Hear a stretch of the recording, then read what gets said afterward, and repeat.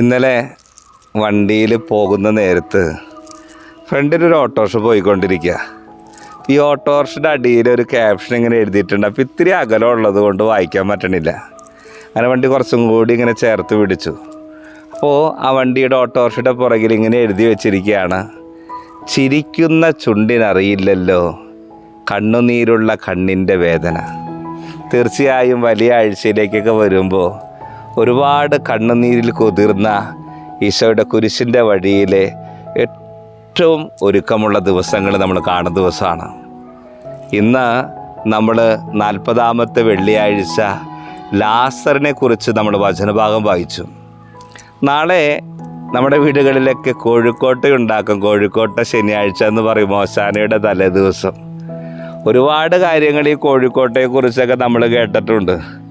അതിൽ കുറേ കൂടിയൊക്കെ ഹൃദ്യമായി തോന്നിയത് ഇങ്ങനെയാണ്: ജെറൂസലേമിലേക്ക് പെസഹായ്ക്ക് മുമ്പ് ഈശോ യാത്ര നടത്തുമ്പോൾ, പെസഹായ്ക്ക് 6 ദിവസം കൃത്യമായി അങ്ങനെയാണ്, ഈശോ ജെറൂസലേമിലേക്ക് യാത്ര ചെയ്യുമ്പോൾ ലാസറിൻ്റെ ഭവനത്തിൽ ചെന്നു.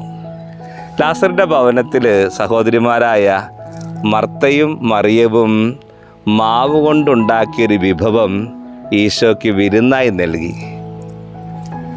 പെസഹായ്ക്ക് മുമ്പ് ഈശോ സ്വീകരിച്ച അവസാനത്തെ വിരുന്നായിരിക്കാം ഇത്. അതിൻ്റെ ഒരു അനുസ്മരണാർത്ഥമാണ് സാധാരണ ഈ കോഴിക്കോട്ടയൊക്കെ ഇങ്ങനെ വിശേഷിപ്പിക്കാറ്. നമ്മുടെ വീടുകളിൽ കോഴിക്കോട്ട ശനിയാഴ്ച എന്ന് പറയും.